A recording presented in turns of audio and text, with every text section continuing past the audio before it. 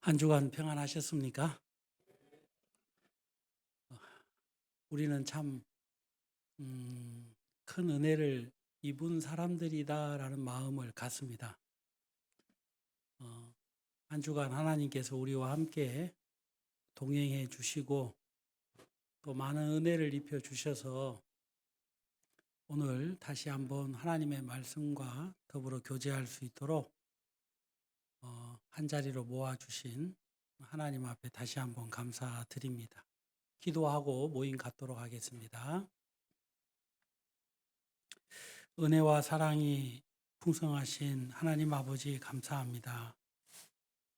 우리에게 한 주간 동안 많은 은혜를 입혀주시고 또 한 번도 저희 곁을 떠나지 않고 한 걸음 한 걸음 동행하시면서 지켜주시고 마땅히 가져야 될 마음과 또 생각 그리고 해야 될 일들을 할 수 있도록 도와주셔서 감사합니다.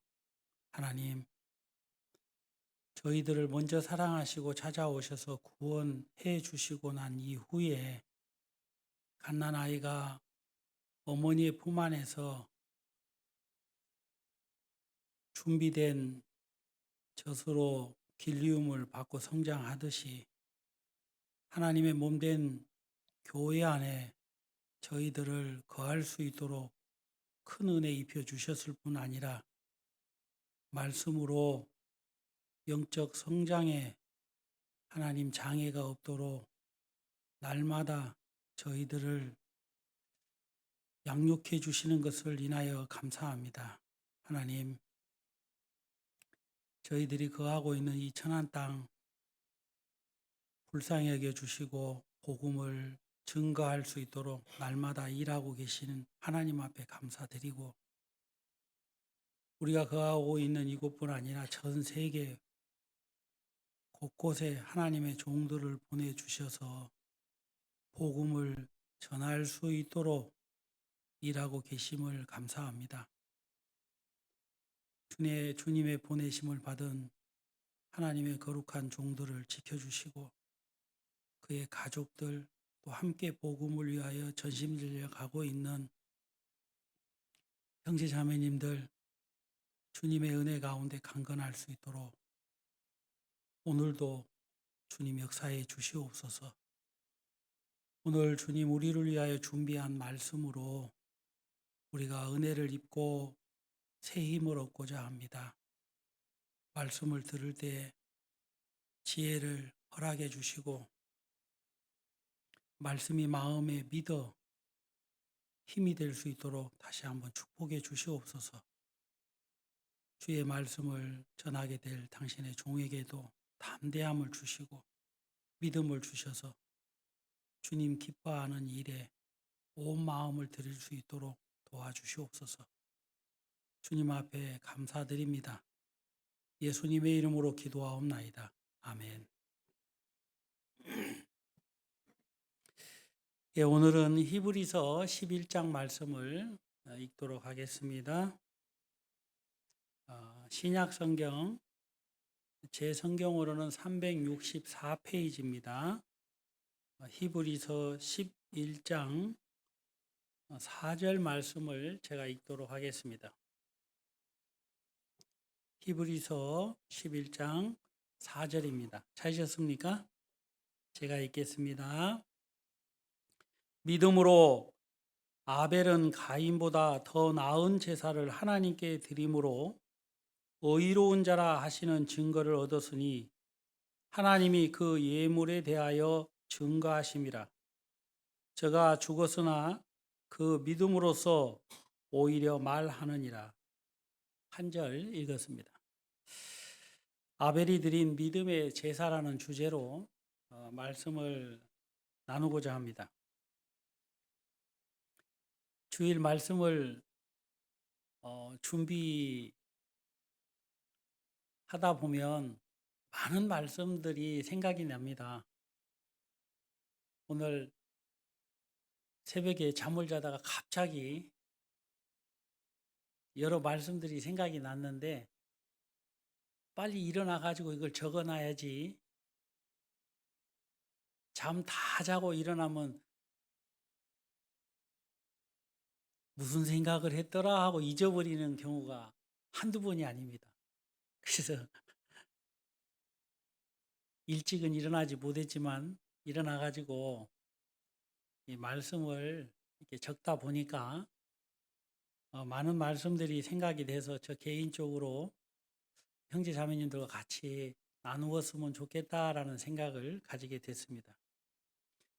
어 오늘 그 아벨의 그 믿음의 제사에 대한 말씀을 나누기 전에 왜 아벨이 믿음으로 제사를 지낼 수밖에 없었는지에 대한 이야기를 먼저 드리고자 합니다. 창세기 3장 1절에 보면요. 이런 말씀이 있습니다. 여호와 하나님이 지으신 들짐승 중에 뱀이 가장 간교하더라 그랬습니다. 여러분 혹시 간교라는 말이 무슨 말인지 아십니까? 간사하고 교활하다라는 말을 한 단어로 간교하다 그랬는데요. 이 간사라는 말의 뜻을 국어사전에서 제가 찾아보니까 본인의 이익을 위하여 나쁜 꾀를 부리는 사람을 이 간교하다라고 표현을 한다고 합니다. 그리고 교활이라는 것은 말 그대로 꾀가 많은 사람, 이제 이렇게 뜻을 가지고 있는데 합쳐진 단어가 이 간교하다. 하나님께서 사단의 성품을 표현할 때 뱀을 들어서 표현을 했는데 간교하다 그랬습니다. 저는 어렸을 때 뱀을 보면요. 사탄을 죽여야지 해가지고 동네 아이들이 막대기로 아니면 돌로 죄 없는 뱀을 그냥 보내지 않았던 기억이 참 많습니다. 근데 이제 뱀의 특징을 보면 다른 짐승하고 다른 것이 있는데 뱀은 다리가 없어요. 그쵸? 그래서 다닐 때 배로 다니고 또 하나 특징이 있는데 혀가 나누어져서 한 혀인데 두 혀처럼 보이게 됩니다. 어렸을 때부터 교회를 다녀서 그랬는지는 몰라도 거짓말하는 사람은 사탄의 혀를 가졌다라고 얘기해가지고 거짓말하지 말아라 하고 어른들께서 이제 성경 말씀을 인용해가지고 저에게 교훈해 주신 그런 여러 번 있었던 것을 기억하게 됩니다. 근데 이 간교하다라는 말을 좀 더 성경에서 제가 아침에 일어나 가지고 찾아보니까 도대체 뭐 때문에 하나님이 사단을 간교하다고 하는가 하고 여러 말씀들이 생각이 나서 이제 메모를 하다가 고린도 후서 11장 14절에 보면 사단의 모습을 이렇게 표현을 합니다. 사단도 자기를 광명의 천사로 가장하나니 그랬습니다. 여러분 따라해 보세요. 광명의 천사. 사탄은 광명의 천사가 아닙니다. 그런데 자기를 많은 사람들에게 보여질 때에 아름답고 찬란하고 모든 사람이 사모할 만한 모습으로 꾸민다라고 이야기를 합니다. 이것도 하나님이 말씀하신 거예요. 그리고요, 왜 광명의 천사로 자기를 가장하느냐 하면 요한계시록 12장 9절에 보면 온 천하를 꿰는 자라 그랬습니다. 그러니까 마귀는, 사탄은 왜 자기를 광명의 천사로 꾸미느냐? 세상 모든 사람들을 속이기 위함이다라고 성경은 명확하게 말씀하고 있습니다. 그것만 그런 것이 아니라요. 요한복음 8장에 보면 예수님께서 친히 44절에 이런 말씀을 합니다. 너희는 너희 아비 마귀에게서 났으니 너희 아비의 욕심대로 행하고자 하느니라. 마귀는요, 그 마음에 생각에 뭐가 있느냐 하면 욕심이 있다 그랬습니다. 성경에 보면요, 욕심은 무엇을 낳습니까? 죄를 낳고, 죄는 사망을 낳게 됩니다. 다시 말하면 사단의 그 숨겨진 성품을 성경에서는 명확하게 기록하기를 뭐라고 했느냐 하면 욕심이 많은 사람이다 그랬어요. 욕심이 많은 자다. 여기서 욕심은 모든 사람을 꿰어서 사망의 심판으로 이끌어 가기 위한 속임수가 너무너무 많은 그 사단을 이야기하고 있습니다. 그래서 이제 44절에 보면 그는 처음부터 뭐 하는 자라 그랬습니까? 살인한 자요 그랬어요. 자, 우리 성경 말씀 한번 찾아볼까요? 요한복음 8장 44절입니다. 요한복음입니다. 8장 44절. 제가 한번 읽겠습니다. 너희는 너희 아비 마귀에게서 났으니 너희 아비의 욕심을 너희도 행하고자 하느니라. 저는 처음부터 살인한 자요. 진리가 그 속에 없으므로 진리에 서지 못하고 거짓을 말할 때마다 제 것으로 말하나니 이는 저가 거짓말장이요 거짓의 아비가 되었음이라. 예수님께서 사단을 정확하게 말씀을 하셨는데 첫 번째, 처음부터 살인한 자요 그랬어요. 여기서 처음부터라는 것은 아담과 하와를 떠오르게 생각을 합니다. 마귀의 본질적인 숨겨진 뜻은 살리기 위함이 아니라 많은 사람을 영원한 멸망으로 끌고 가기 위한 속임수가 있다는 것을 성경은 말하고 있습니다. 그리고 그는 거짓말장이요 그랬어요. 멸망으로 끌고 가려고 하는데 누가 따라가겠습니까? 그렇죠? 바보가 아닌 이상이야. 누가 헤헤 하고 따라갈 사람이 있을까요? 없을까요? 어째 대답이 좀 시원찮으십니까? 좀 도와주세요.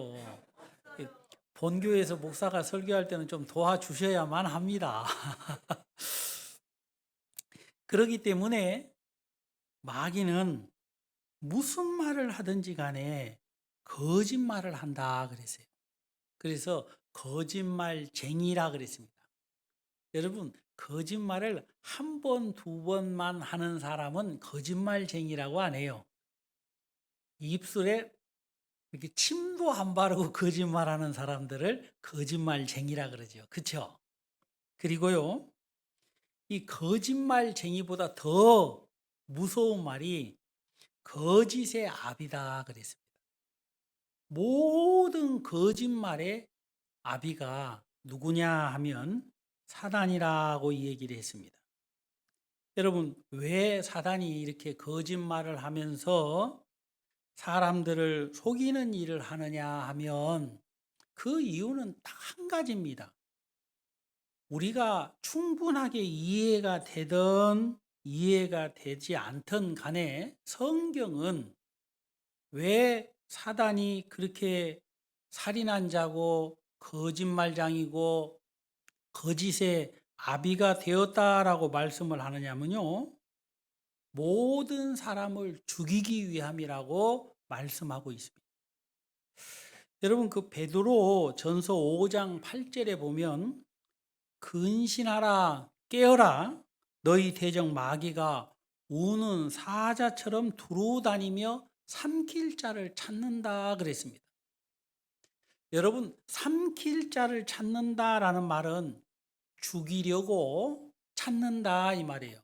누가 내 밥이 될 것인가 하고 사자가 밀림의 들판에서 연약하고 부족하고 사냥에 합당한 짐승이 어떠한가 하고 살피듯이 마귀는 늘 우는 사자처럼 삼킬 자를 찾는다 그랬어요. 재미로 찾는 게 아니고 따라해보세요. 우는 사자처럼. 이게 무슨 말일까요? 우는 사자. 이 말은 다른 말이 아니라 배가 고파서 먹어야 되기 때문에 사냥감을 노리는 사자를 이야기합니다.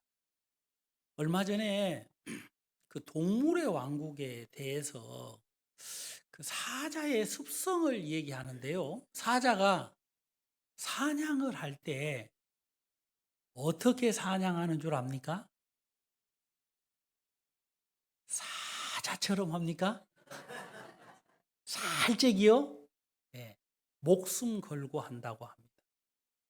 여러분 사자가요 사냥을 할 때 재미로 사냥을 절대 하지 않는 것은 그 사자의 습성에 배가 부르면 사냥을 하지 않는다고 합니다. 배가 고팠을 때에 사냥을 하는데요. 이 사냥을 할 때 자기가 죽을 수도 있기 때문에 전심전력을 해가지고 사냥을 한다고 합니다.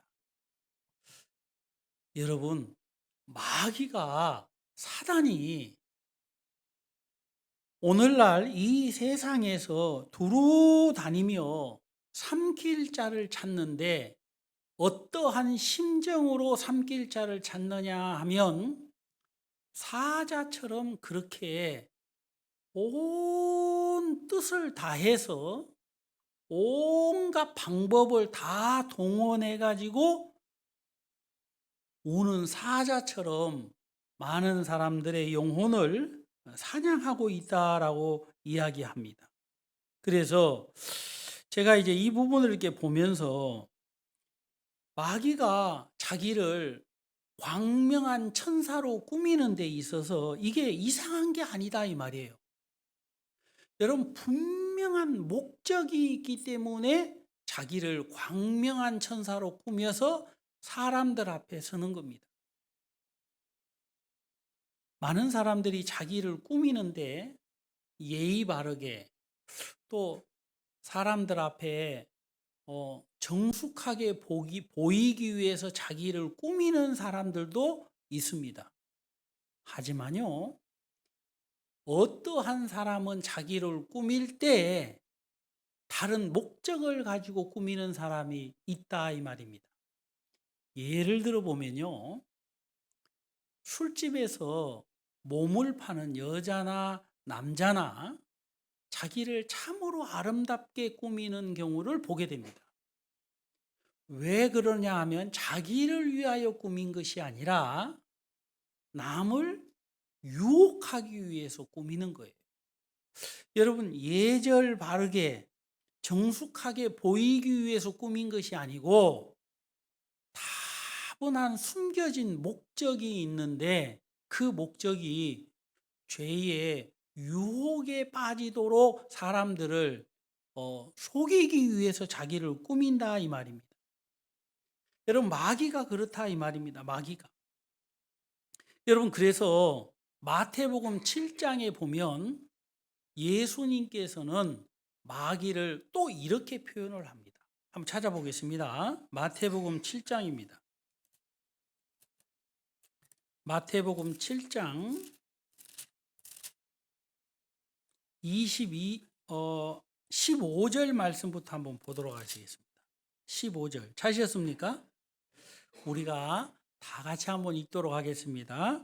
거짓 선지자들을 삼가라. 양의 옷을 입고 너희에게 나오나 속에는 노략질하는 일이라.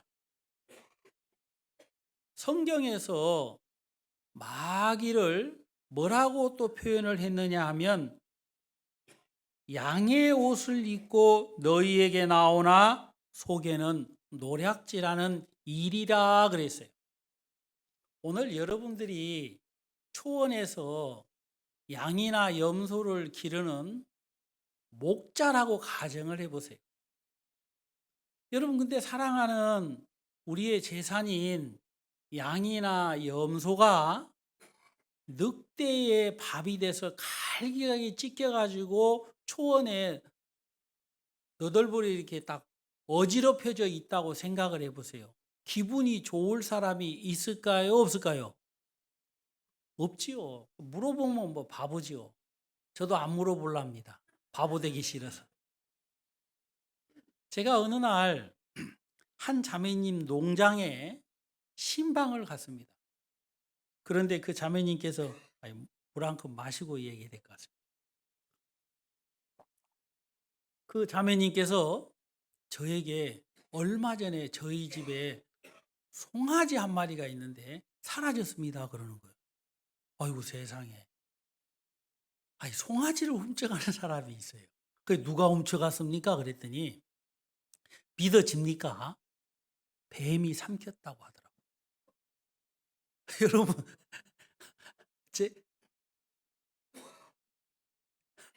어째 목사를 거짓말이라고 합니까?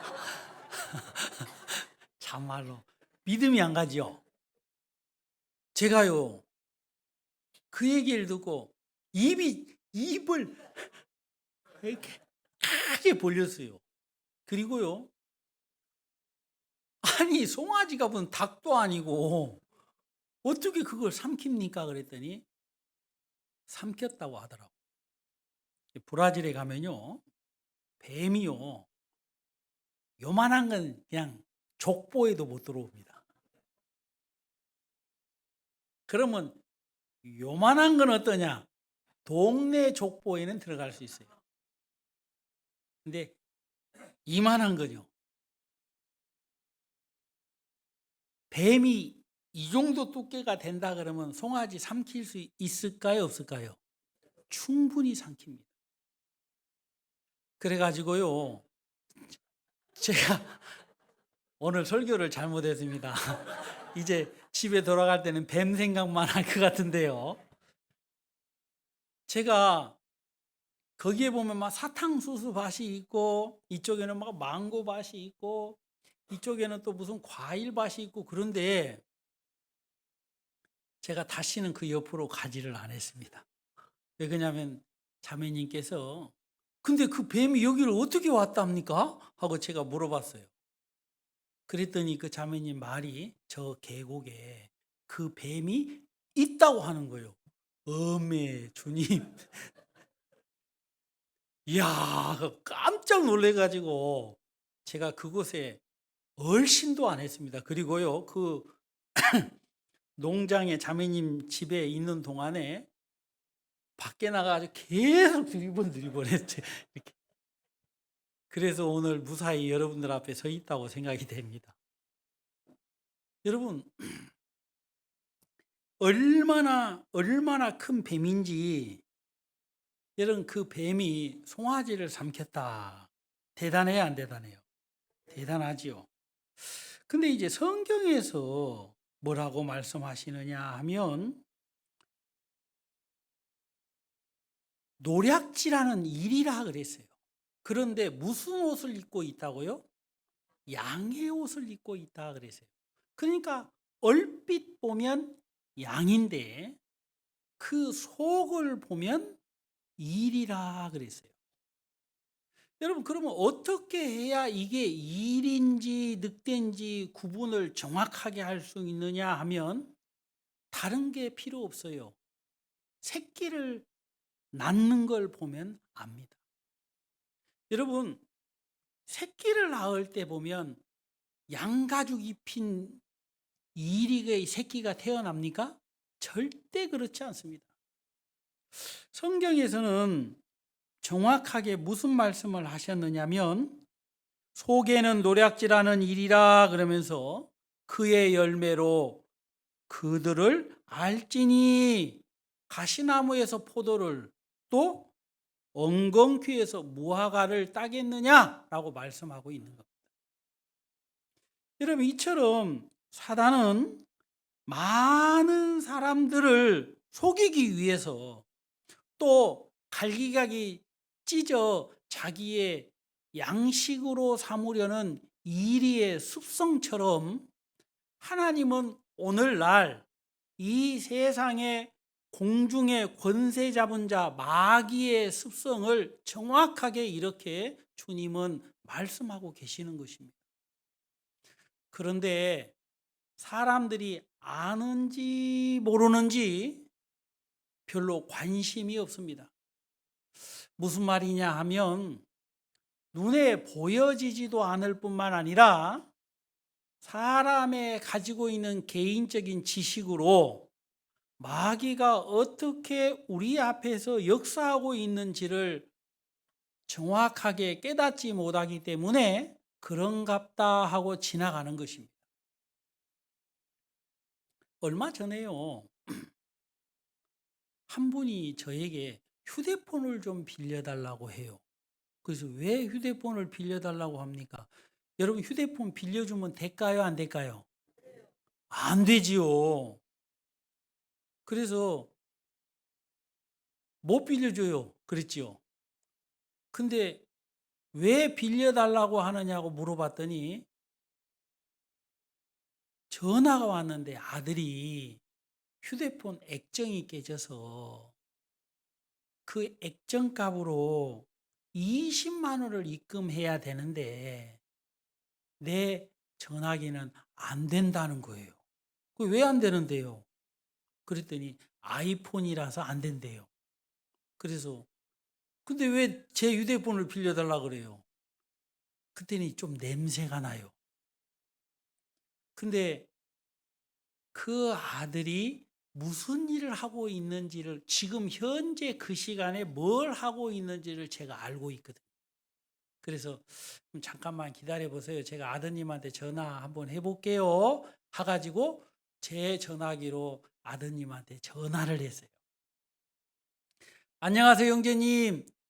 어이구, 형제님 별일 없으시지요? 네. 아니, 제가 얼핏 들으니까 액정이 깨져가지고 액정을 바꿔야 된다고 하는데요. 그랬더니 무슨 말씀이세요, 목사님? 이렇게 통화 잘하고 있는데요. 아, 그래요. 그렇지요. 하여간 좋은 시간 가지세요. 하고 전화를 딱 끊고 난 동시에 아버지의 얼굴이 뭐에 홀렸다가 탁 풀어지는 것처럼 아이고, 내가 속았구나라고 생각이 드시더라고요. 여러분, 저는요, 아이가 3명인데요. 제 큰아들이 지금 브라질에서 살고 있습니다. 근데 어느 날 우리 아들이 교통사고가 났다고 하면서 전화가 왔어요. 제가 믿을까요? 안 믿을까요? 안 믿습니다. 왜 그러는 줄 아세요?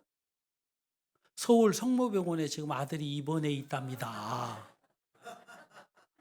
우리 아들이 그 정도 능력이 있는 아들이 아니거든요. 동시간대에 브라질하고 서울을 왔다 갔다 할 만한 재주가 있는 아들이 아니에요. 뭘 믿습니까? 믿기는 제가 브라질에 있다고 지금 말씀을 드렸는데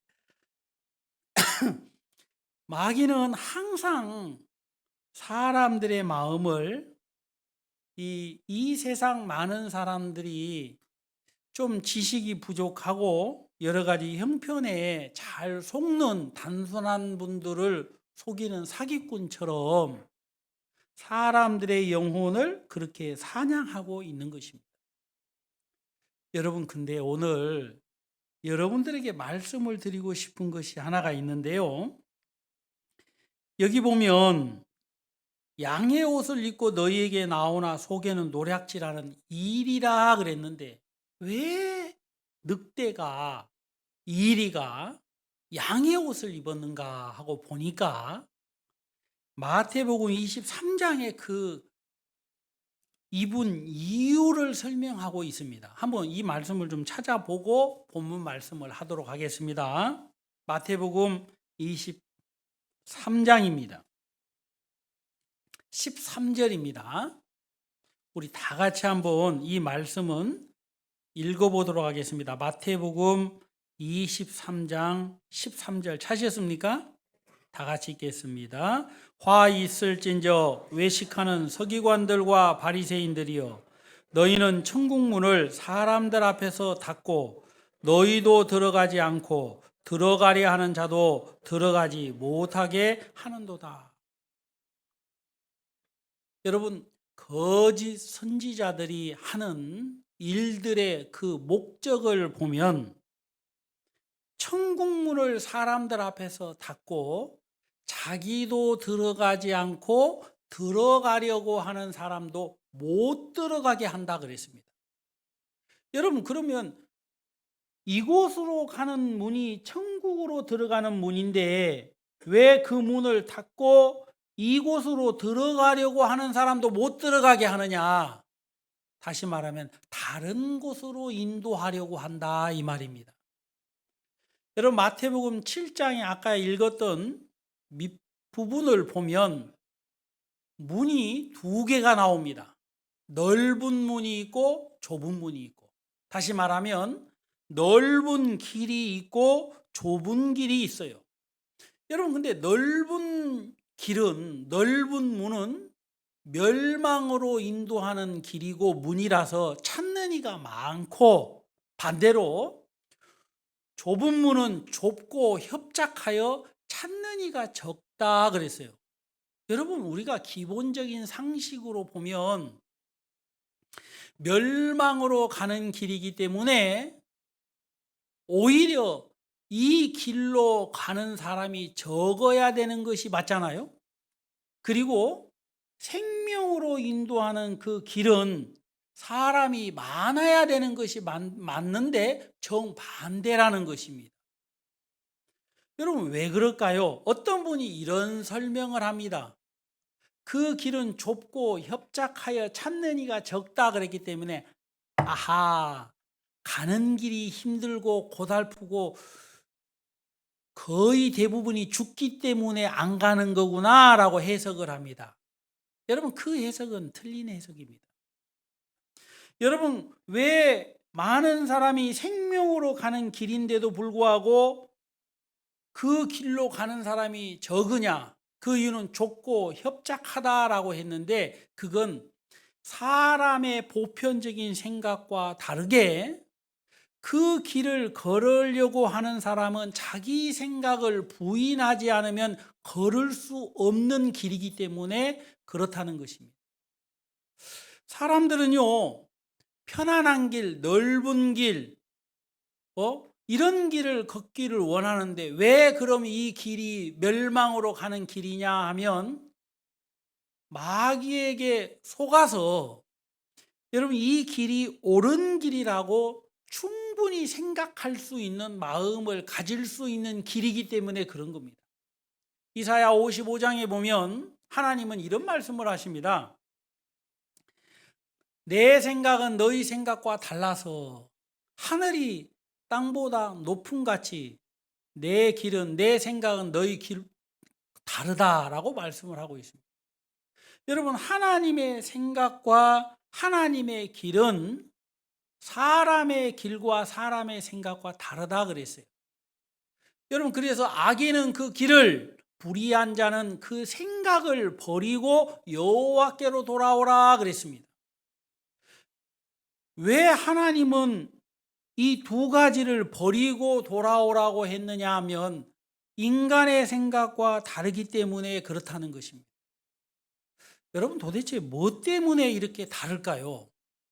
오늘 우리는 히브리서 11장 4절에 있는 말씀을 읽었는데 여기에 누가 나오느냐 하면 아벨이라는 사람이 나오고 가인이라는 사람이 나옵니다. 그런데요, 이 아벨이라는 사람과 가인이라는 사람은 여러분이 잘 알고 있듯이 누구의 아들들이었느냐면 아담의 아들들이었습니다. 어느 날 이 두 아들들이 하나님 앞에 제사를 지내게 되었어요. 여러분, 하나님께 제사를 지냈다라고 하는 것은 하나님을 사랑하고 하나님을 경외하는 마음이 있다는 것을 말하고 있습니다. 맞아요, 안 맞아요? 그런데요, 참 신기하게도 여기 4절에 보면 믿음으로 아벨은 가인보다 더 나은 제사를 지냈다 그랬어요. 여러분, 아벨이 형님 가인보다 더 나은 제사를 지냈는데 도대체 어떻게 더 나은 제사를 지냈다고 성경은 말하고 있느냐면 따라해보세요. 믿음으로. 여러분, 믿음으로 아벨은 가인보다 더 나은 제사를 지냈는데요, 하나님께서 이 아벨을 의로운 자라 하는 증거를 한 거예요. 무슨 말이냐면요, 하나님이 동의했고 하나님이 인정을 했다 이 말입니다. 그러니까 아벨이 드린 제사가 모든 걸 폐일원하고 가인이 드린 제물보다 더 낫다라고 하나님은 말씀하시는 거예요. 그런데 도대체 어떻게 제물을 드렸걸래 아벨의 제사가 더 나으냐? 성경은 말씀하시기를 그 예물에 대하여 증거했다 그랬어요. 다시 말하면 가인과 아벨이 있는데 왜 아벨이 더 나은 제물로 제사를 지냈느냐? 그 이유가 뭐냐 하면 그 이유는 딱 하나. 아벨이 드린 제물이 달랐다 이 말입니다. 여러분, 그러니까 더 나은 제사를 지내고 못한 제사를 지낸 그 이유의 차이는 어디에 있다? 제물에 있다라는 것을 말하고 있는 것입니다. 자, 우리가 창세기 4장 말씀을 한번 보도록 하겠습니다. 구약 성경 맨 앞에 창세기 4장입니다. 여기 보면 아벨의 제물과 가인의 제물을 명확하게 성경에서 기록을 해놨는데 그 차이로 인해서 하나님이 아벨의 제물과 제사는 받았고 가인의 제물과 제사는 받지 않았다라고 말씀했다는 것입니다. 그럼 뭘 드렸길래 하나님이 그렇게 하셨을까요? 자, 창세기 4장 2절 말씀 찾으셨습니까? 2절, 3절 다 같이 한번 읽어보도록 하겠습니다. 그가 또 가인의 아우 아벨을 낳았는데 아벨은 양치는 자였고 가인은 농사하는 자였더라. 세월이 지난 후에 가인은 땅의 소산으로 제물을 삼아 여호와께 드렸고 아벨은 자기도 양의 첫 새끼와 그 기름으로 드렸더니 여호와께서 아벨과 그 제물은 연락하셨으나 가인의 제물은 연락치 않았다 그랬습니다. 여러분, 그러니까 이제 성경에서는 두 가지를 이야기하고 있는데요, 무슨 말이냐 하면요, 가인은 무슨 일을 하는 사람이었는지 그 직업을 먼저 성경에 기록을 했습니다. 가인은 뭐 하는 사람이었다고요? 농사 짓는 사람이었고 아벨은요, 양치는 사람이었다 그랬어요. 목동이었다 이거죠. 그런데 어느 날 이제 3절에 하나님께 제사를 지낼 때가 됐는데 가인은 농사하는 사람이었기 때문에 땅의 소산으로 제물을 삼아서 하나님께 제사를 지낸 거예요. 여러분, 그러니까 가인의 제사의 제물은 땅의 소산인 겁니다. 그리고요, 아벨도 양치는 목동이었기 때문에 아벨은 양의 첫 새끼와 그 기름으로 드렸다 그랬어요.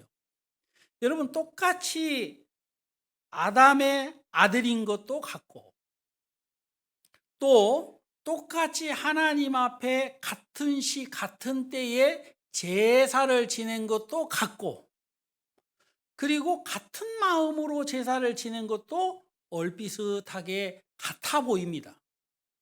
그런데요, 확연하게 다른 것은 그 두 사람의 손에 들려져 있는 제물이 다르다 이 말입니다. 비슷한 게 아니고 완전히 다른 거예요. 그래 안 그래요? 여러분, 하나님은요, 이 두 사람의 손에 들려져 있는 제물을 보고 하나님이 어떤 사람이 의로운 사람이고 어떤 사람이 악한 사람인지에 대하여서 말씀하고 있는 거예요. 그러니까 가인과 아벨에 대한 이야기를 우리가 배우고 묵상하고 같이 나누려고 하면 가장 핵심인 부분이 뭐냐 하면 그들의 손에 들려져 있는 것이 어떤 제물인가를 정확하게 배우고 알아야만이 하나님이 왜 한 사람의 제물은 받고 한 사람의 제물은 받지 않았는지, 한 사람의 제사는 받고 한 사람의 제사는 받지 않았는지를 알 수가 있는 것입니다. 자, 우리가 성경을 한 구절만 더 보겠습니다. 이 말씀을 여러분 좀 기억하시고 신약 성경으로 돌아가도록 하겠습니다. 요한 1서입니다. 요한 1서는요, 거의 성경의 마지막 부분이에요. 요한 1서 3장 12절입니다. 제 성경으로는 390페이지에 있습니다. 신약 성경 390페이지.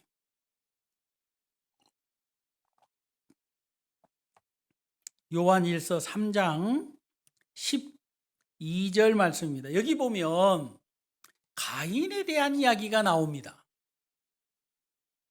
근데 이 요한이라는 하나님의 이 제자가 어떻게 가인에 대하여 하나님께 받아 기록을 했느냐면 12절 우리 또 다 같이 한번 읽어보도록 하겠습니다. 가인같이 하지 말라. 저는 악한 자에게 속하여 그 아우를 죽였으니 어찐 연고로 죽였느냐. 자기의 행위는 악하고 그 아우의 행위는 의로움이라. 여러분 이해가 됩니까? 하나님 앞에 제사를 지냈는데 똑같아 보이는데 제물이 다르다 그랬죠? 그런데 성경에서는 가인의 행위는 뭐하고요? 악하고 반대로 아우의 행위는 뭐라? 의롭다, 의로움이라 그랬어요. 자, 그러면 이제 우리가 한번 생각을 해봅시다. 여러분 이게 이 아벨이라고 생각을 하고 이게 가인이라고 생각을 해봅시다. 하나님은요 가인의 행위를 악하다 그랬어요. 그리고요 아벨의 행위를 의롭다 그런 거예요. 똑같은데 둘이 딱 다른 것이 하나가 있다 그랬죠. 뭐라고요? 제물이 다른 겁니다. 어떤 제물을 들고 있느냐에 따라서 하나님은 악하게 보기도 하시고 선하게 의롭게 보기도 한다 이 말입니다. 그런데요 가인이 들고 있는 이 땅의 소산으로 제물을 삼아 여호와 앞에 드렸는데 왜 하나님이 이걸 악하게 여기느냐?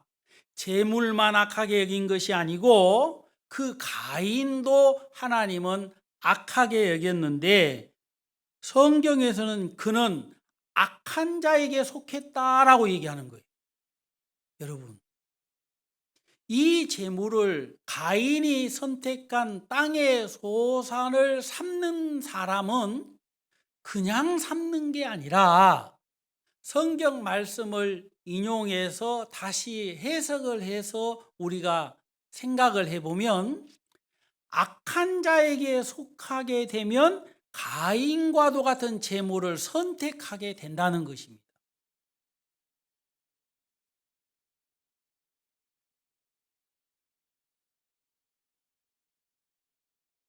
저는요, 닭띠입니다.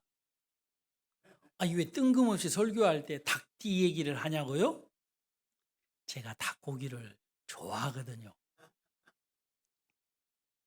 브라질에서 이제 선교를 할 때 늘 선교비가 부족한 거예요. 어디 이제 지역 성경 공부를 이제 매주 가야 되는, 매달 가야 되는데 물질이 늘 부족한 거예요.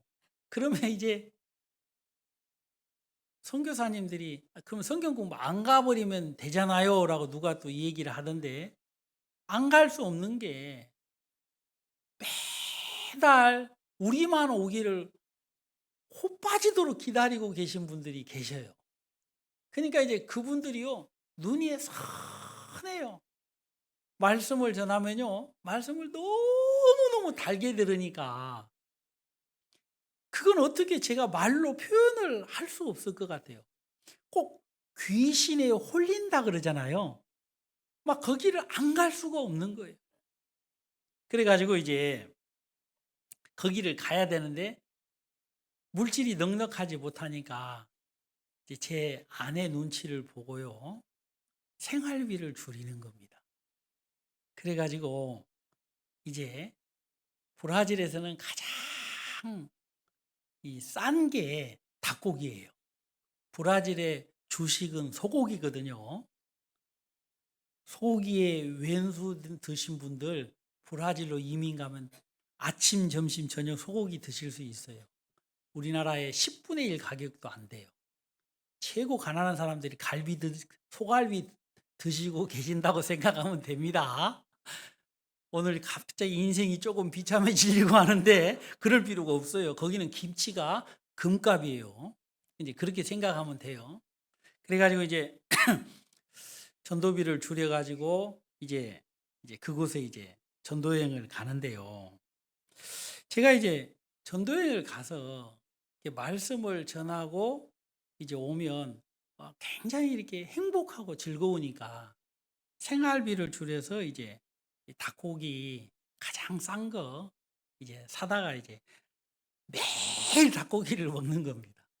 그러면 여러분들이 들었을 때는 엄매 참말로 복 받았네, 우리 선교사님 날마다 고기 먹고 그러는데, 우리 아이들은요 닭고기 하면 막 질려가지고 안 먹으려고 그래요.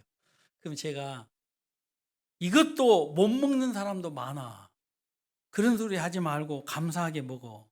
그러면 알았어요 하고 이제 먹긴 먹는데 잘 안 먹죠. 그래서 그런지 얼마 전에 우리 아이들이 한국에 왔는데요, 뭐 먹을래 하니까 가족들이 고기를 사준다 그러니까 고기 안 먹고 싶다 그래요. 고기가 얼마나 비싼데, 그리고 뭐 먹고 싶으냐 그러니까 뼈다구 해장국. 우리 큰애가 가장 좋아하는 게 국밥입니다. 국밥. 그 김치에 국밥 먹는 걸 되게 좋아해요. 저도 이제 그래서 그런지 지금도 국밥을 좋아하는데요. 여러분, 사람마다 좋아하는 음식이 있고 좀 덜 좋아하는 음식이 있잖아요. 그래 안 그래요?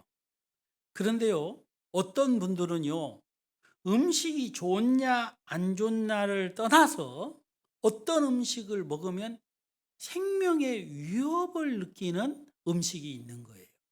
예를 들어 보면 땅콩 알레르기라 그럽니까? 땅콩 알레르기가 있는 분들은 견과류를 먹으면 안 돼요. 큰일 납니다. 기도가 막혀가지고 내버려 두면 사망에 이르기도 합니다. 또 어떤 분은요, 오징어 같은 그런 그 종류의 음식을 먹으면 또 문제가 생기는 분이 있고요. 어떤 분은요, 새우 알레르기가 있어요. 새우, 가재, 또 뭐가 있죠? 꽃게, 또 뭐 있어요? 생각만 들어도 입이 막 군침이 도는데요. 이런 것은 우리들한테는 참 좋은 귀한 음식인데 어떤 분들한테는 기도가 탁 막혀서 위험한 그 알레르기 증상이 일어나는 경우가 있습니다. 여러분, 여러분이 예를 들어서 어떤 분을 대접할 때 그분이 좋아하는 것을 대접하려고 하는 것이 당연한 거 아니겠어요? 근데 어떤 분이 회를 그렇게 싫어하는데 횟집을 계속 데리고 간다 그러면 어떻게 되겠습니까? 그건 대접이 아니라 고문에 가깝다. 고문. 제가요, 서울에서 집회를 할 때 제가 뭘 좋아한다고요? 띠가 뭐라고요? 뭘 좋아한다고요? 그래가지고 우리 구역장님들께 연속 3일 삼계탕을 사주시더라고요. 근데 저는 너무 행복했습니다. 근데 저하고 같이 음식을 드시는 분은 계속 물어봐요.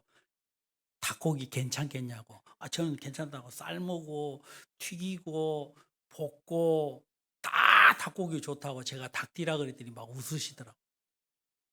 여러분, 좋으면 문제가 안 되는데 여러분, 생명의 위험을 일으키는 그런 여러 가지 음식이 있는데 안 맞는데 대접을 하면 큰 문제라는 것이죠. 여러분, 성경에서는요, 큰 비밀이 있습니다. 여러분, 그 비밀이 뭐냐면 창세기 3장에 보면 왜 하나님이 가인을 악하다, 왜 하나님이 가인의 재물을 악하다라고 말씀하시는지를 우리가 이해를 할 수가 있는 거예요. 자, 우리가 창세기 3장을 다시 한번 펴서 보도록 하겠습니다. 창세기 3장에 보면요, 아담과 하와가 선악을 알게 하는 나무의 실과를 따먹고 하나님이 먹지 마라 명한 실과를 따먹음으로 그들이 범죄하게 됩니다. 그 범죄하게 된 일로 인하여서 많은 저주가 임하는데요. 첫 번째, 아담과 하와를 속였던 뱀에게 저주가 임합니다. 그렇죠? 그리고 두 번째로 내가 너더러 먹지 말라 한 나무 실과를 먹었은 즉 하면서 창세기 3장 17절에 보면 누구에게 또 저주가 임하느냐면 땅에게 저주가 임하게 되어집니다. 여러분, 땅은 너로 인하여 저주를 받고 너는 종신토록 수고하여야 그 소산을 먹으리라. 하나님이 아담과 하와를 저주하신 것도 사실이고 뱀을 저주한 것도 사실이고 또 이 하나님이 먹지 마라 명한 이 나무 실과를 먹음으로 땅도 저주를 받는 거예요. 여러분 따라해 보세요. 땅, 흙, 먼지 다 이게 이제 사촌간인데요. 이 땅이 저주를 받았다 그랬어요. 그러면서 땅이 내게 가시덤불과 엉겅퀴를 낼 것이다 했고 너의 먹을 것은 밭의 채소인즉 네가 얼굴에 땀이 흘려야 이 음식을 먹을 것이다 그랬어요. 여러분, 하나님은 이 땅을 저주하시고 하나님이 이 땅을 저주하신 이것을 통해서 하나님이 더 이상 그 어떤 것도 받지 않으신다는 것을 말씀하고 계시는 것입니다. 여러분, 이 땅의 소산을 얻으려면 금방 창세기 3장 17절 18절에 나와 있는 말씀처럼 땅이 저주를 받아서 가시덤불과 엉겅퀴가 나는데 여러분, 땅의 소산을 먹으려면 땀을 흘려야만이 먹을 수 있다라고 얘기하는 거예요. 그러니까 하나님이 말씀하시기를 이 땅의 소산은 이미 하나님이 저주하셔서 저주를 받은 자들이 수고하고 땀 흘리고 노력해야만이 얻을 수 있는 것이라고 이미 하나님이 말씀을 하신 것입니다. 여러분, 그런데 이 일로 인해서 이런 저주들이 왜 이 땅에 임하게 되어졌는지를 우리가 한 가지 또 알아야 되는데요. 그것은 로마서 5장 19절에 보면 나와 있습니다. 여러분, 로마서 5장 19절 또 찾아보겠습니다. 오늘 성경 여러 군데를 찾기 위해서 여러분 수고스러운데 좀 찾아주십시오.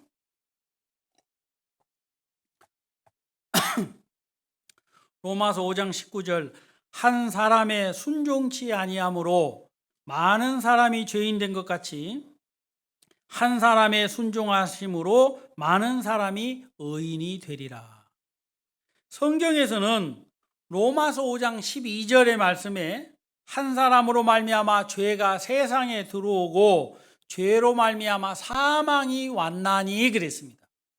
여러분, 아담과 하와가 범죄함으로 말미암아, 여러분, 성경에서는 죄가 세상에 들어오고 죄로 말미암아 사망이 왔기 때문에 모든 사람이 죄를 지었으므로 사망이 모든 사람에게 이르렀다 그랬어요. 그래서 성경에서는 19절에 한 사람의 순종치 아니함으로 많은 사람이 죄인이 되었다라고 말씀을 하는 거예요. 여러분, 우리가 하나님을 섬기기 전에 우리가 어떠한 사람인지를 성경에서는 명확하게 가르쳐주고 있는데, 그게 다른 것이 아니라 순종치 아니함으로 많은 사람이 죄인 되었다라고 말씀하고 있고, 그 한 사람은 아담인데 그 아담으로 말미암아 사망이 와서 모든 사람이 하나님 앞에 죽은 자다라고 말씀하고 있는 거예요. 그래서 에베소서 2장에 보면요, 우리들의 영적인 상태를 사도 바울이 뭐라고 말씀하시냐면 죄와 허물로 죽었다라고 말씀하고 있는 거예요. 여러분 따라해 보세요. 죄와 허물로 죽었다. 영적으로 하나님 앞에 우리는 아담과 하와라는 첫 조상, 이 사람을 통해서 하나님을 떠났으며 그 범죄로 인하여 사망이 우리 모든 사람에게 이르렀다라고 말씀하고 있는 거예요.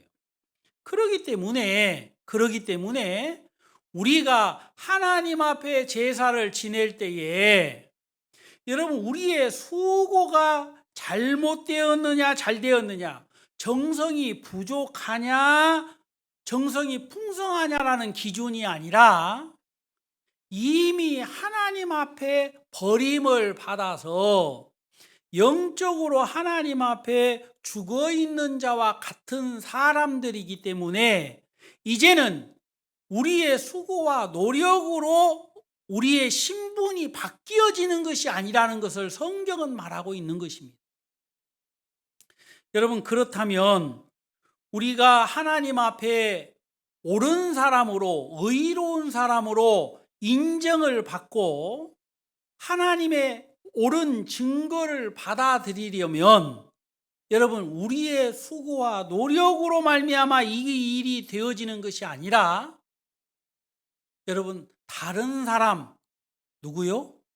다른 사람, 다시 말하면 우리를 죄에서 살려주고 우리를 죄에서 해방시켜 줄 예수 그리스도를 의지하고 나와 구원을 받아야만이 하나님이 옳다 인정을 해 주는 것입니다.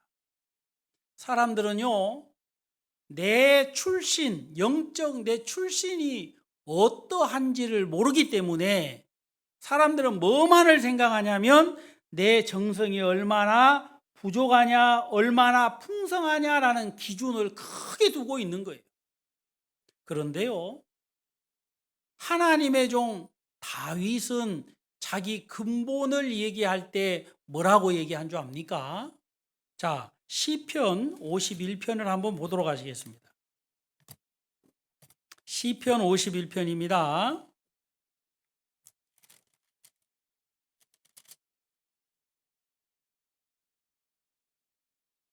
5절 말씀입니다.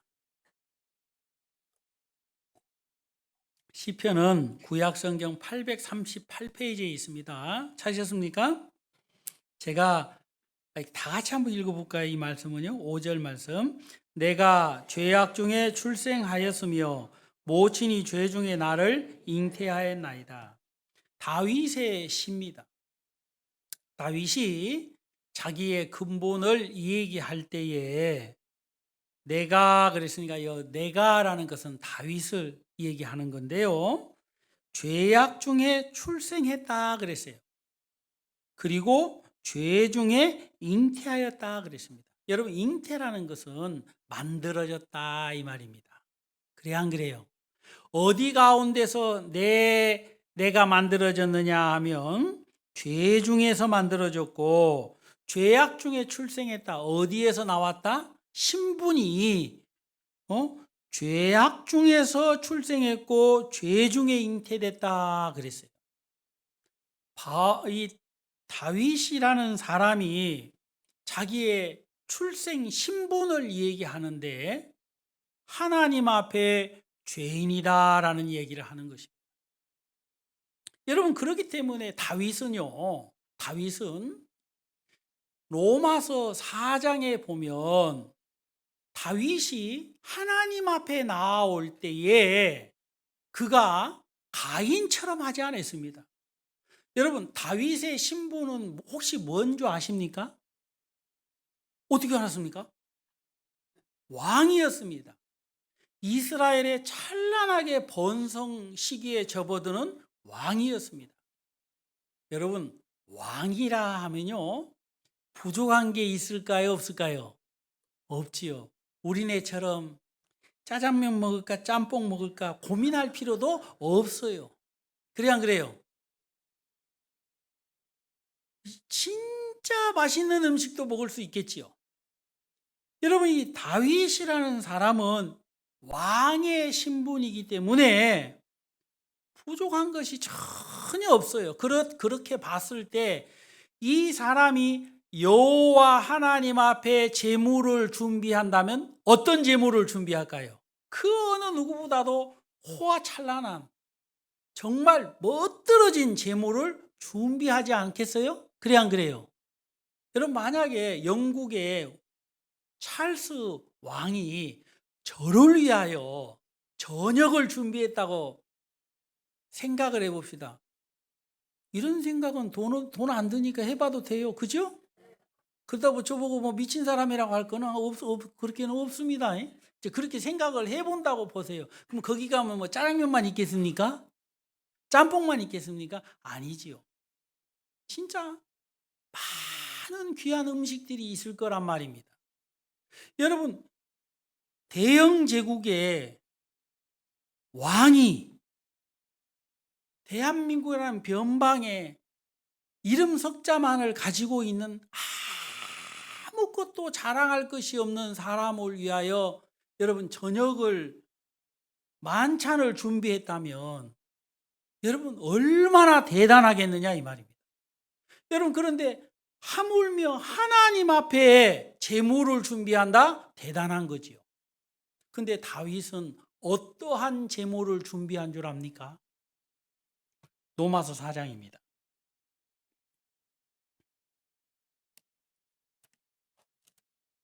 자, 성경 로마서 4장입니다.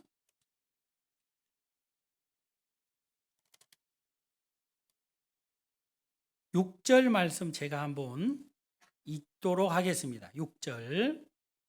일한 것이 없이 하나님께 의로 여기심을 받는 사람의 행복에 대하여 다윗이 말한 바. 자, 여기 보세요.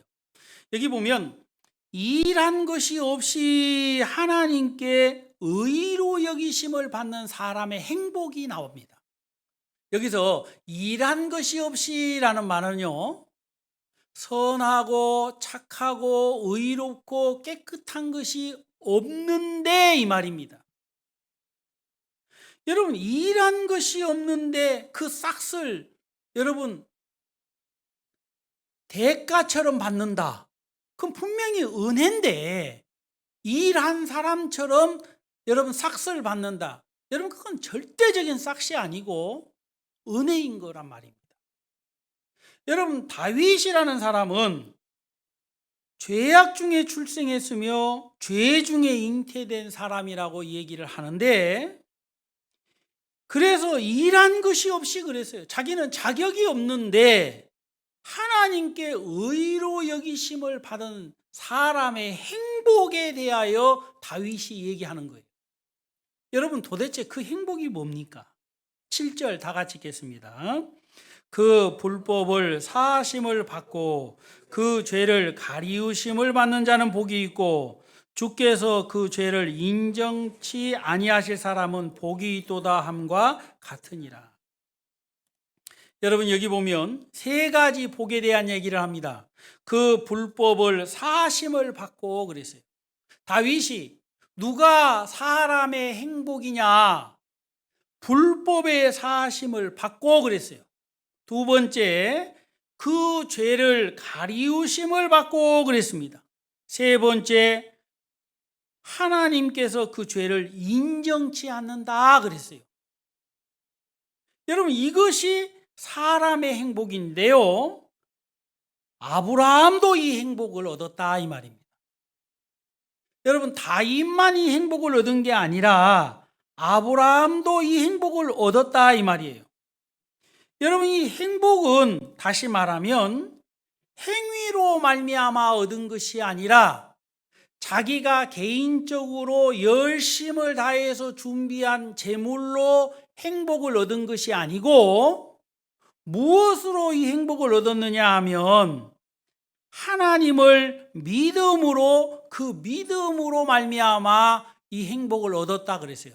무엇을 믿음으로 얻었느냐 이 말입니다. 여러분, 그것은 다른 것이 아니라 성경에 아벨이 하나님 앞에 들고 나아갔던 양의 첫 새끼와 그 기름 그랬는데, 왜 하나님이 아벨의 제물을 보고 아벨은 의로운 사람이다, 왜 하나님 그렇습니까? 아벨의 제물을 봐라. 여러분, 그러면 도대체 아벨의 제물이 무엇이냐? 성경에서 양의 첫 새끼와 그 기름은 누구를 말씀하고 있는 그림자냐면, 따라해보세요. 예수 그리스도. 예수 그리스도를 말씀하고 있는 것입니다. 여러분, 우리가 자주 말씀을 드립니다마는 요한복음 1장 29절에 보면 예수님을 향하여서 세례 요한은 이렇게 증거했어요. 보라, 세상 죄를 지고 가는 하나님의 어린 양이로다 그랬습니다. 여러분, 지고 간다라는 말은 없앤다라는 뜻이 더 명확하다고 합니다. 브라질 성경에도 보면 없앤다라고 기록을 했어요. 뭘 지고 가는 것하고 없애는 것하고 비슷한 뜻을 가지고 있기는 하지만, 성경에 보면 정확한 뜻은 뭐냐 하면 없앤다 이 말이에요. 왜? 예수님의 이름의 뜻이 다른 것이 아니라 자기 백성을 저희 죄에서 구원할 자이심이라 해서 예수라는 이름의 뜻이 구원자라고 했던 것처럼, 예수님은 우리의 죄를 씻기 위하여 담당자가 되어셔서 우리의 죄를 없애는 일을 하셨는데, 그 없애는 그 일을 보고 믿는 자에게 하나님은 의롭다라고 말씀하시는 것입니다. 여러분, 그렇기 때문에 이 다윗이 그 불법의 사하심을 받고 그랬습니다. 누가 사람들의 불법을 사해 주느냐? 예수 그리스도라는 겁니다. 여러분, 누가 그 죄를 가리워 주느냐? 예수 그리스도라는 거예요. 누가 그 죄를 인정치 않느냐? 예수 그리스도의 죽으심과 예수 그리스도의 부활 때문에 그렇게 하는 거예요. 여러분, 하나님은 의로우신 재판장입니다. 공의로우신 분이죠. 죄가 있는데 없다라고 하실 수가 없는 거예요. 하나님은 마귀처럼 거짓말 할 수 있는 분이 아닙니다. 하나님은 진리이기 때문에 절대로 할 수 없는 것 중에 하나가 거짓말이죠. 그런데 왜 하나님은 아벨을 의로운 자라고 증거하셨느냐면, 다시 말하면 왜 아벨도 악한 사람이라고 얘기할 수 있는데 왜 악하다고 하지 않느냐? 모든 사람이 아담 한 사람 때문에 다 죄인이 됐고 다 죄악 중에 출생을 해서 죄 중에 잉태를 해서 모든 사람이 사망에 이르렀는데 왜 하나님은 아벨을 향하여 의롭다고 증거를 하셨느냐? 그 이유는 제물에 있다 이 말입니다. 여러분, 그 제물이 뭔 줄 압니까?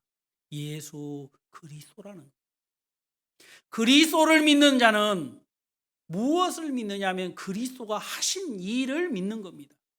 주 예수 그리스도께서 이 땅에 오셔가지고 하신 일은 우리의 죄를 씻어주는 일을 하셨고, 또 예수 그리스도가 부활하심으로 우리를 의롭다 증거하신 일을 하신 것입니다. 여러분, 죄의 심판을 십자가에서 끝내시고 여러분 캄캄한 무덤에서 그 정죄를 끝내신 이유는 예수님이 부활하셨기 때문에 그런 거예요.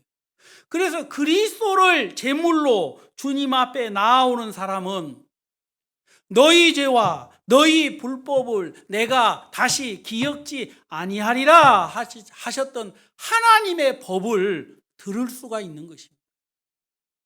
여러분, 이 아벨이라는 사람이 양의 젖새끼와 그 기름을 들고 하나님 앞에 나아간 것은, 하나님, 나는 그 어떤 것을 들고 하나님 앞에 나아간들 나는 저주를 받을 수밖에 없는 사람입니다.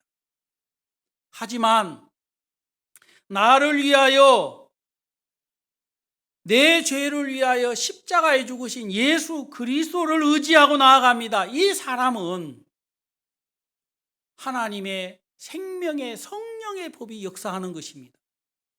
무슨 말이냐 하면 너희 죄와 너희 불법을 내가 다시 기억지 않겠다라고 말씀하시는 거예요. 왜? 그리스도가 대신하여 죽으셨기 때문에 그런 것입니다. 여러분, 그래서 그리스도는 생명이라고 말씀하고 그리스도는 진리라고 말씀하시는 것입니다. 여러분, 그래서 예수 그리스도를 만난 모든 사람들이 생명을 얻는 것입니다. 여러분, 문둥병자가 예수 그리스도를 만나서 깨끗하게 되는 것은 여러분 놀라운 일이지 않습니까? 여러분, 한 사람의 죄인이 그리스도를 만나서 의인이 되는 것은 이 세상에서는 있을 수 없는 일입니다. 오직 하나님만이 하실 수 있는 일인 거예요. 여러분, 그 일을 성경에서는 우리에게 말씀하고 있는 것입니다. 히브리서 11장 4절에 보면 아벨은 가인보다 더 나은 제사를 하나님께 드림으로써 의로운 자라 하시는 증거를 얻었으니 하나님이 그 예물에 대하여 증거하심이라. 저가 죽었으나 그 믿음으로써 오히려 말하느니라. 여러분, 지금도 아벨은 말하고 있는 거예요. 내가 왜 의로운 줄 아느냐? 내가 비록 가인으로 인하여 죽음을 받았으나 내가 지금도 하나님 앞에 의로운 것은 무엇 때문인 줄 아느냐? 주 예수 그리스도의 구원 때문에 그렇다는 것입니다. 여러분, 성경에서는 뭐라고 얘기한 줄 압니까? 성경은 분명히 아벨은 가인보다 더 나은 제사를 지냈는데 그 제사는 다른 것이 아니라 율법의 행위가 아닌 오직 예수 그리스도를 믿음으로 말미암아서 받은 구원이라고 말하고 있는 거예요. 성경 한 구절만 더 찾아보겠습니다. 갈라디아서 2장입니다. 갈라디아서 2장입니다. 제 성경으로는 303페이지입니다. 갈라디아서 2장 16절 찾으셨습니까? 16절 다 같이 한번 읽도록 하겠습니다. 좀 길지만 소리내서 다 같이 한번 읽겠습니다. 사람이 의롭게 되는 것은 율법의 행위에서 난 것이 아니요 오직 예수 그리스도를 믿음으로 말미암은 줄 아는 거로 우리도 그리스도 예수를 믿나니 이는 우리가 율법의 행위에서 아니고 그리스도를 믿음으로써 의롭다함을 얻으려 함이라. 율법의 행위로서는 의롭다함을 얻을 육체가 없느니라. 얼마나 감사합니까? 오직 그리스도를 믿음으로 말미암은 줄 아는 거로 그랬어요. 사람이 의롭게 되는 것은 율법의 행위에서 난 것이 아니다 그랬습니다. 그리고 오직 단 하나, 다른 어떠한 방법도 없이 딱 한 가지, 무엇을 믿음으로? 그리스도를 믿음으로 말미암은 줄 우리가 아는 거로 그랬어요.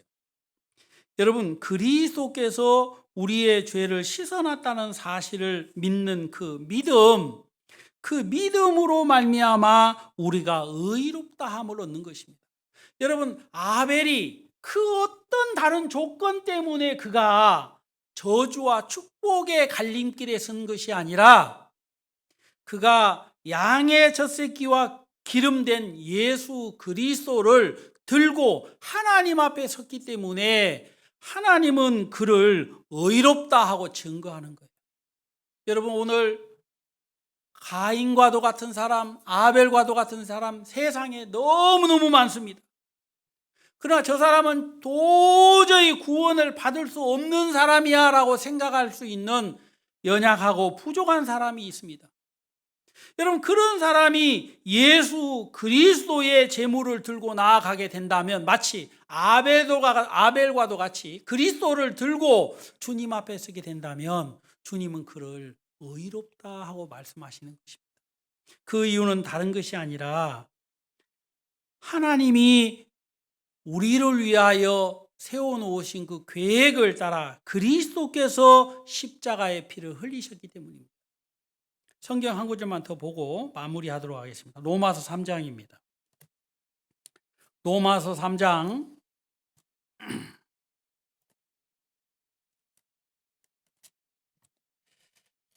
242페이지입니다. 신약성경 로마서 4장 27절입니다. 제가 읽겠습니다. 로마서 3장 27절 26절입니다. 제가 읽겠습니다. 곧 이때에 자기의 의로우심을 나타내사 자기도 의로우시며 또한 예수 믿는 자를 의롭다 하려 하심이라. 그런즉 자랑할 때가 어디뇨? 있을 수 없느니라. 무슨 법으로냐? 행위로냐? 아니라 오직 믿음의 법이로니라. 그러므로 사람이 의롭다 하심을 얻는 것은 율법의 행위에 있지 않고 믿음으로 되는 줄 우리가 인정하노라. 여러분, 인정이라는 것은 뭔지 압니까? 결론을 내립시다 이 말입니다. 이제 더 이상 얘기하지 말고 이 모든 것을 살펴본 결과 더 이상 말할 게 없습니다. 결론 내립시다. 뭔 결론이요? 뭔 결론? 율법의 행위에 있지 않고, 그래서 사람이 의롭다 하심을 얻는 것은 율법의 행위에 있지 않고 믿음으로 되는 줄 우리가 인정하자 이 말입니다. 여러분, 사람이 의롭게 되는 것은 자기 행위로 말미암아 됩니까? 아니면 믿음으로 됩니까? 믿음으로 되는 겁니다. 그리스도를 모르는 사람은 자기 행위로 된다고 생각을 합니다. 그리고 자기 행위로 된다고 하는 사람들은 계속해서 자기 행위를 강조하는 겁니다. 여러분, 그것은 올무에 더 매이는 것과도 같은 거예요. 참 하나님의 종들은 여러분 행위를 강조하지 않고 보배로 오신 예수 그리스도를 증거하는 것입니다. 오늘 여러분들은 어디에다가 귀를 기울이고 있습니까? 왜 아벨은 믿음으로 제사를 지낸 줄 아십니까?